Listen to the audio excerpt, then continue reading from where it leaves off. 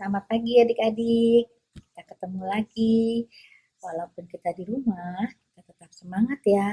Kita akan mengikuti kebaktian ini dan juga kita mau memuji Tuhan dan mendengarkan firman Tuhan.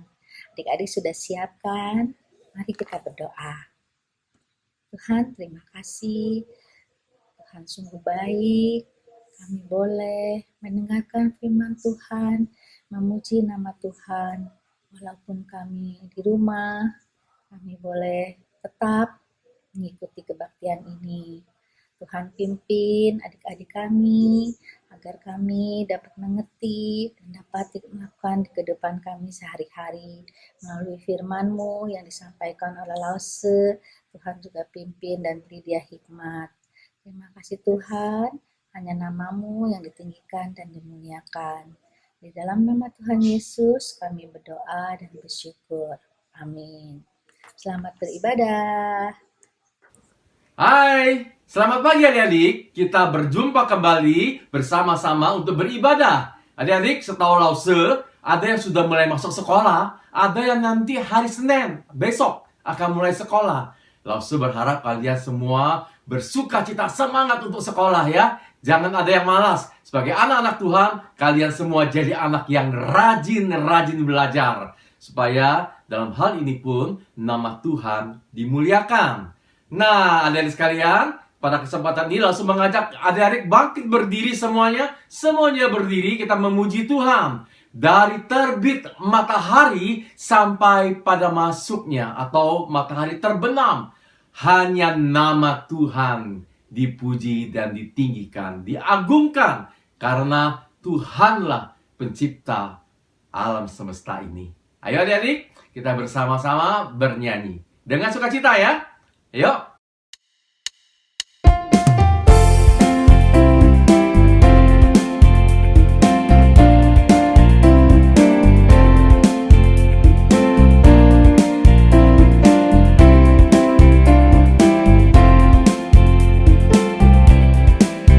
Dari terbit matahari sampai pada masuknya, biarlah nama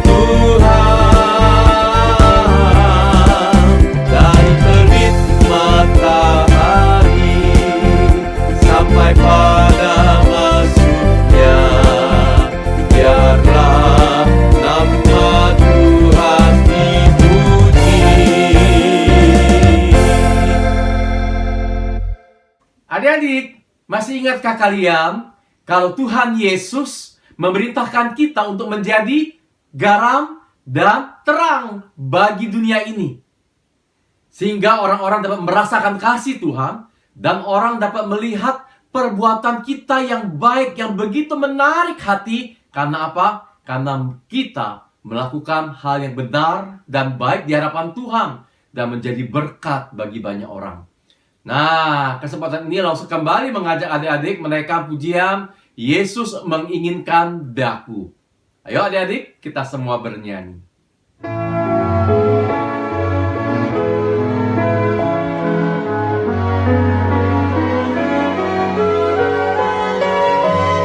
Yesus menginginkan daku bersinar baginya,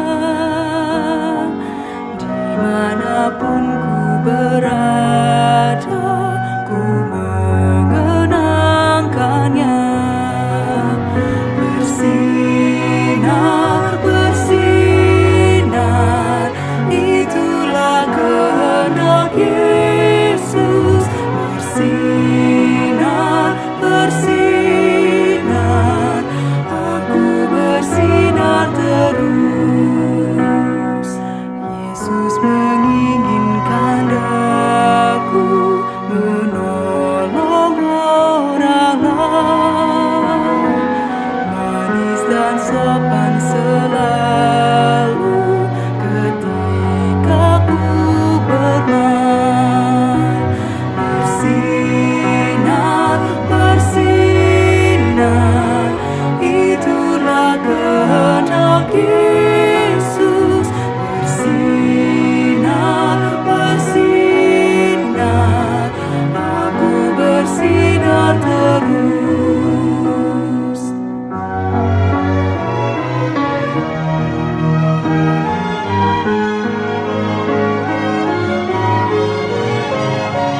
Ku mohon Yesus menolong, menjaga hatiku agar bersih dan bersinar meniru Tuhanku. Bersinar, bersinar, itulah kehendak Yesus. Bersinar, bersinar, aku bersinar terus. Aku pun ingin bersinar dan melayaninya, hingga di sorga ku hidup senang bersamanya. Bersinar, bersinar, itulah kehendak Yesus. Bersinar, bersinar, aku bersinar terus.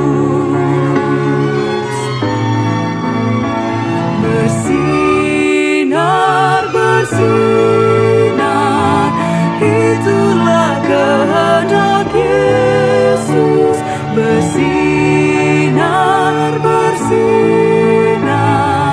aku bersinar terus. Aku bersinar terus. Pagi ini kita kedatangan tamu, yaitu Lause Ade dari Sekolah Tinggi Teologi Reform Indonesia. Lause Ade akan berbagi kepada kita pada hari ini dengan menyampaikan firman Tuhan dan cerita kepada adik-adik sekalian. Nah, sebelum kita mendengarkan, kita akan bersama-sama naikkan sebuah pujian. Strek, strek, strek. Ku buka Alkitab, lalu ku baca. Ayo adik-adik, kita naikkan pujian ini. Ku buka Alkitab, lalu ku baca. Srek, srek, srek, srek, srek. Srek, srek, srek, srek, srek.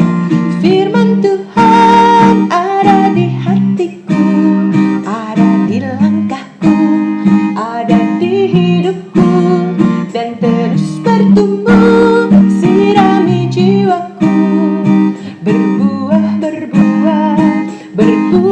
berbuah, berbuah, berbuah, berbuah, berbuah,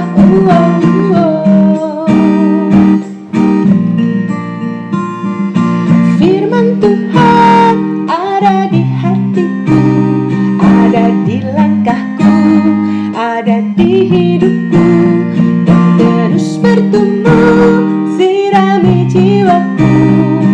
Berbuah, berbuah, berbuah, berbuah, berbuah, berbuah, berbuah, berbuah,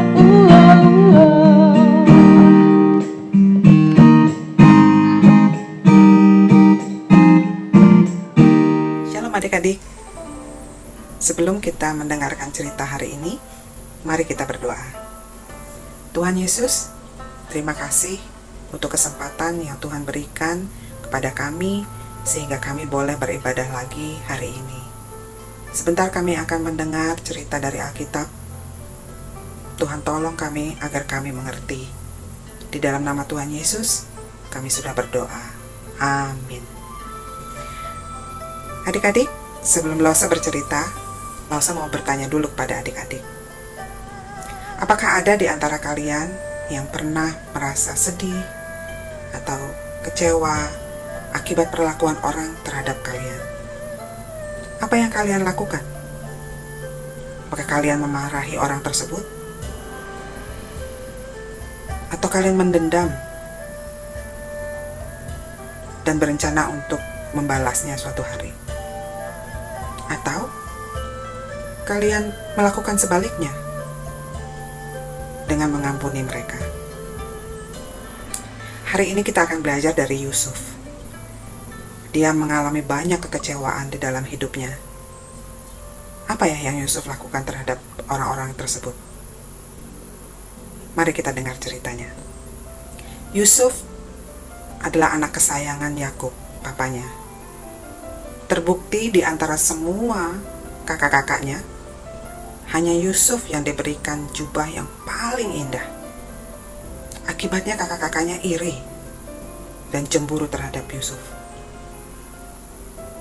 Dan bukan hanya itu, mereka semakin membenci dia karena Yusuf menceritakan mimpinya bahwa kakak-kakaknya akan tunduk dan menyembah dia. Adik-adik, apa yang dialami Yusuf mungkin juga dialami oleh kita. Adik atau kakak kita iri atau membenci kita karena kita lebih berprestasi di sekolah atau berprestasi di bidang olahraga dan musik, sehingga mama papa lebih sayang kepada kita. Atau teman-teman di sekolah membenci kita karena guru lebih menyayangi kita. Bagi kalian yang pernah mengalami ini, apa yang kalian rasakan? Pasti kalian sedih dan kecewa karena mereka meninggalkan kalian dan tidak mau bergaul bersama kalian. Pada suatu hari, Papa Yakub menyuruh Yusuf untuk melihat keadaan kakak-kakaknya yang sedang mengembalakan domba di tempat yang agak jauh dari rumah.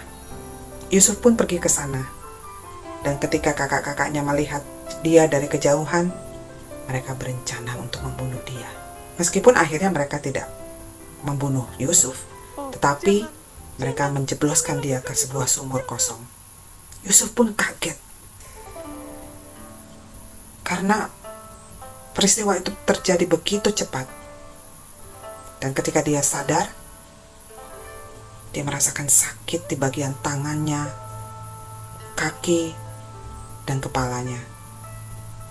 Dan lebih lagi adik-adik, dia merasa sakit hati dan kecewa kepada kakak-kakaknya. Dia menemui kakak-kakaknya dengan senang hati. Tetapi siapa sangka, mereka memperlakukan dia seperti itu. Yusuf tidak hanya kecewa dan sakit hati, dia juga pasti merasa takut kakak-kakaknya akan meninggalkan dia di sumur itu. Ketika itu Yusuf masih remaja. Dia tidak tahu apa yang harus dia lakukan. Siapa yang akan menolong dia? Kalau dia berada di situ sampai malam, bagaimana kalau ada binatang yang akan memangsanya? tidak terbayangkan apa yang akan terjadi nanti.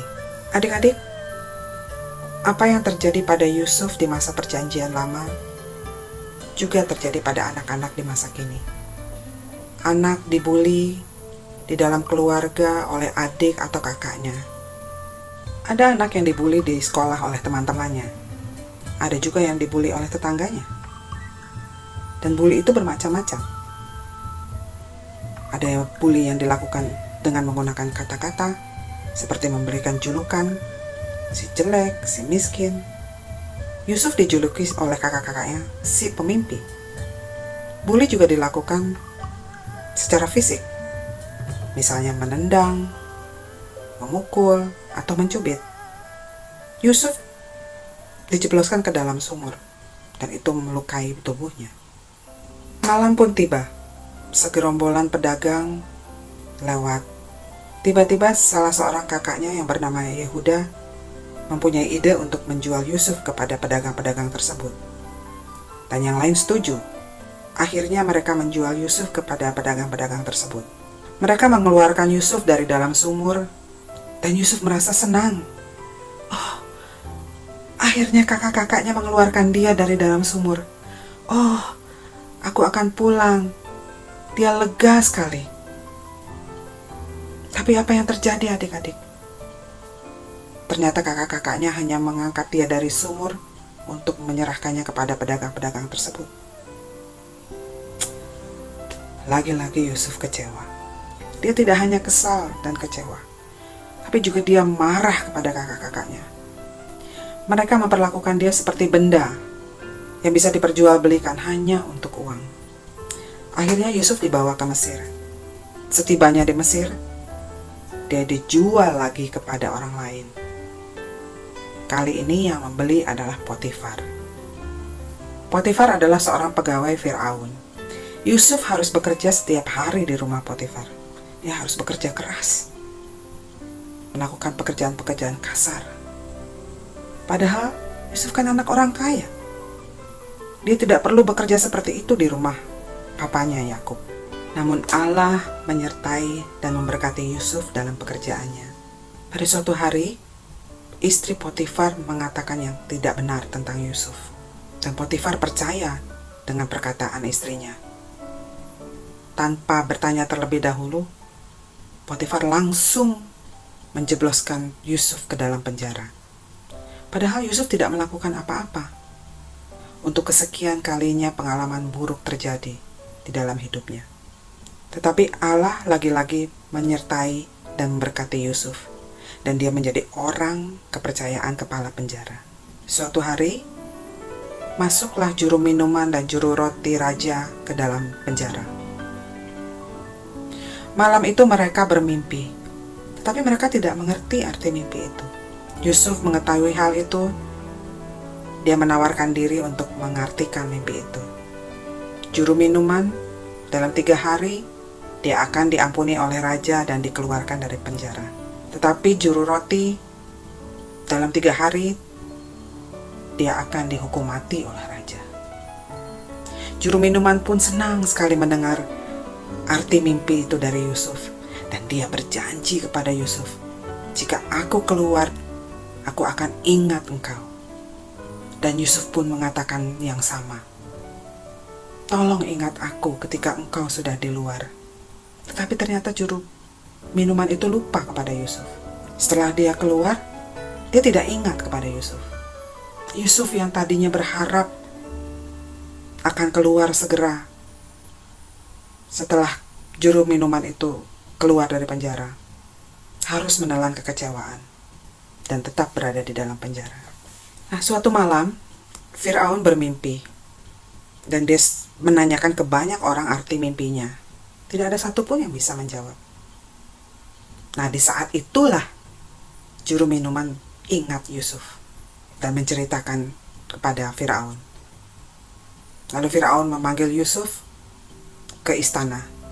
Yusuf pun mengartikan mimpi Firaun bahwa akan terjadi 7 tahun masa subur dan 7 tahun masa kelaparan. Setelah itu Yusuf memberi saran kepada Firaun untuk mengangkat seseorang yang akan berkuasa untuk mengumpulkan bahan-bahan makanan selama 7 tahun sebagai bekal di masa kelaparan. Firaun pun mengangkat Yusuf, dan Yusuf menjadi orang paling penting kedua di Mesir setelah Firaun. 8 tahun kemudian masa kelaparan itu terjadi, dan itu tidak hanya terjadi di Mesir, tetapi juga di Kanaan. Yakub menyuruh anak-anaknya untuk membeli makanan ke Mesir. Ketika mereka tiba di Mesir, mereka tidak mengenali Yusuf, karena sekarang Yusuf sudah dewasa dan dia sudah menjadi petinggi di Mesir. Tetapi Yusuf mengenali mereka. Ia bergumul keras. Apakah dia harus mengatakan kepada mereka siapa dirinya, atau membiarkan mereka menganggap bahwa dia adalah orang Mesir? Yusuf marah sekali, sampai-sampai dia menuduh mereka mata-mata dan menjebloskan mereka ke dalam penjara. Tetapi Yusuf juga merasa kasihan kepada kakak-kakaknya itu. Biar bagaimanapun mereka kan saudara-saudaranya. Yusuf tetap memberikan bahan makanan kepada mereka, tetapi dengan syarat-syarat yang sulit. Bahkan mereka sampai harus bolak-balik ke Mesir. Dan di zaman itu ada perjalanan yang sulit. Bagi Yusuf, sulit untuk melupakan kejahatan yang dilakukan oleh kakak-kakaknya. Akibat perlakuan mereka, dia harus menanggung banyak penderitaan. Pasti ada keinginan Yusuf untuk membalas. Apalagi dia seorang penguasa. Ini adalah saat yang tepat. Dia bisa saja mengusir mereka, sehingga mereka tidak mendapatkan bahan makanan. Tetapi itu tidak dilakukan Yusuf. Bertemu dengan mereka sudah meluluhkan hatinya. Yusuf sebenarnya bahagia bisa bertemu dengan ke-10 kakaknya. Dan dia juga bisa bertemu lagi dengan adiknya Benyamin. Air matanya tidak bisa dibendung. Meskipun ketika melihat mereka, peristiwa di masa lalu itu terus terulang lagi di dalam pikirannya. Tetapi Yusuf sadar, Allah lah yang membawa dia ke Mesir. Karena kelak dia akan menolong banyak orang dan keluarganya. Tapi Yusuf berkeras untuk tidak mengungkapkan jati dirinya kepada kakak-kakaknya. Tapi dia juga sayang kepada mereka, apalagi kepada adiknya. Perasaan ini terus bergejolak di dalam diri Yusuf, sampai akhirnya dia tidak tahan lagi. Perasaan kasih telah mengalahkan amarahnya. Tuhan menolong Yusuf untuk menghadapi peperangan ini. Peperangan antara benci dan sayang, antara mengampuni atau tidak mengampuni. Tapi Yusuf memenangkan peperangan itu, dan akhirnya dia mengungkapkan jati dirinya kepada saudara-saudaranya. Mereka pun berpelukan dan saling memaafkan. Adik-adik, dari cerita ini kita dapat melihat bagaimana Yusuf mengampuni kakak-kakaknya yang sudah mengecewakan dia. Karena dia tahu bahwa Tuhanlah di balik semua ini. Selain itu juga Yusuf selalu memikirkan apa yang menyenangkan hati Tuhan, dengan tidak membalas kejahatan dengan kejahatan. Cerita ini juga mengingatkan kita kepada manusia yang sering mengecewakan hati Tuhan. Tapi Allah dengan penuh kasih mengampuni manusia. Tuhan Yesus mati di kayu salib untuk mengampuni dosa-dosa manusia. Bukan hanya diampuni, tetapi juga diselamatkan untuk mendapatkan hidup yang kekal. Adik-adik, sebagai anak-anak, kita tidak terlepas dari kekecewaan. Kita mungkin pernah kecewa terhadap orang tua yang ketika marah mengeluarkan kata-kata kasar yang menyakiti hati kita. Kepada teman-teman yang membuli kita, atau kepada teman-teman yang tidak mau lagi bermain dengan kita. Sulit untuk mengampuni mereka. Padahal mengampuni berarti melepaskan beban yang sangat berat dari dalam diri kita. Nah, adik-adik, jika kalian ingin belajar untuk mengampuni, kalian bisa mulai dengan menceritakan kesedihan dan kekecewaan kalian kepada orang yang kalian percaya, seperti orang tua, anggota keluarga, atau guru. Kalian juga bisa curhat kepada Tuhan melalui doa kalian, sehingga kalian tidak melihat yang buruk itu sebagai sesuatu yang buruk. Berdoalah agar Tuhan menolong kalian untuk mengampuni. Mari kita berdoa. Tuhan, terima kasih untuk cerita hari ini. Kami mau belajar untuk mengampuni. Kami mohon pertolongan Tuhan agar kami mampu melakukannya dengan baik. Dalam nama Tuhan Yesus, kami sudah berdoa. Amin.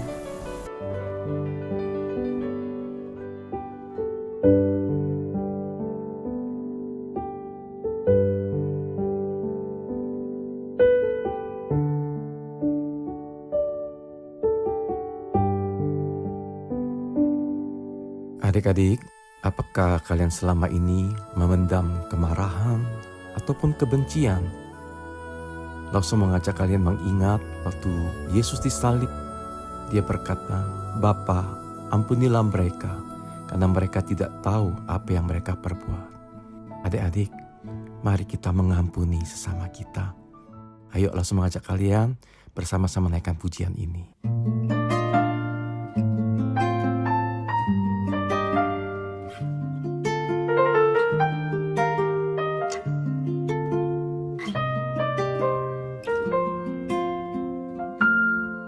Ketika hatiku telah disakiti,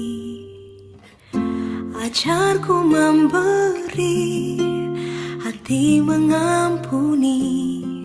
Ketika hidupku telah dihakimi, ajarku memberi, hati mengasihi. Ampuni bila kami tak mampu mengampuni yang bersalah kepada kami, seperti hati Bapa mengampuni, mengasihi, tiada pamrih.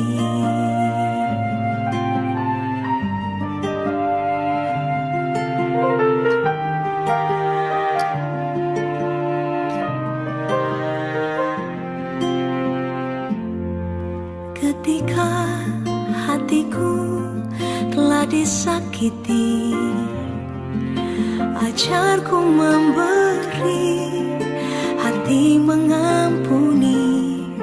Ketika hidupku telah dihakimi, ajarku memberi, hati mengasihi. Ampuni bila kami tak mampu mengampuni yang bersalah kepada kami, seperti hati Bapa mengampuni, mengasihi, tiada pamrih.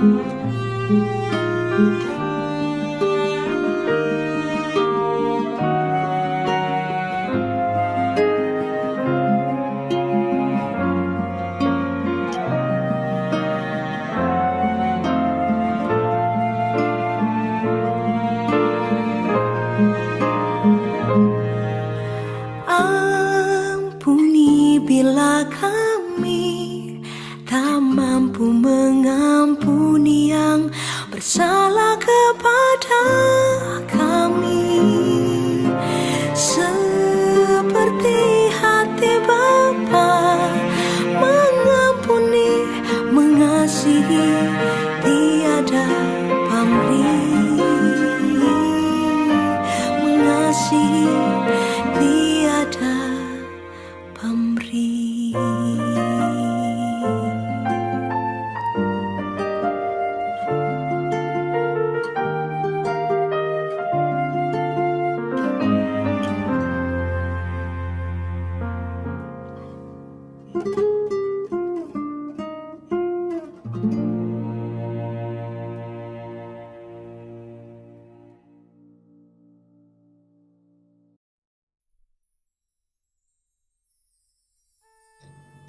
Thank you, Lord. Now I want to pray for our nation so they can stay safe and not get infected by the virus. Please bless the president and vice president so they can stay healthy and happy and not get the virus and can lead the city well. Please bless all the children so they can hear about the gospel and hear about Jesus. In the name of Jesus we pray, amen. Amin. Terima kasih Ethan yang telah memimpin kita dalam doa syafaat. Adik-adik teruslah berdoa bagi mereka yang sakit, kiranya Tuhan menyembuhkan. Dan berdoa kiranya Tuhan juga memelihara kita, berikan kita imun yang kuat, sanggup melawan virus-virus penyakit tersebut. Adik-adik, yuk kita bawa persembahan kita. Mari dengan hati penuh syukur kita bawa persembahan. Kita naikkan pujian, ku bawa korban syukur.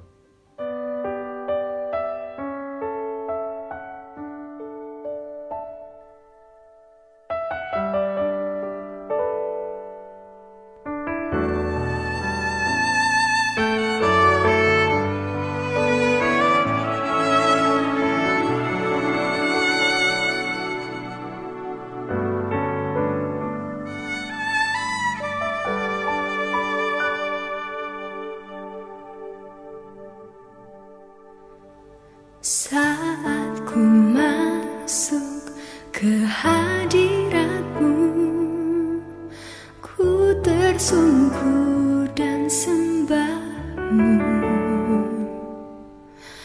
Ku persembahkan korban syukurku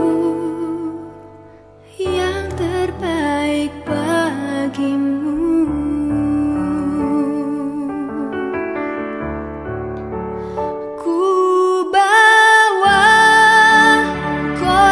Syukur ke tempat kudus-Mu Tuhan, hatiku limpah dengan syukur sebab Tuhan baik selamanya.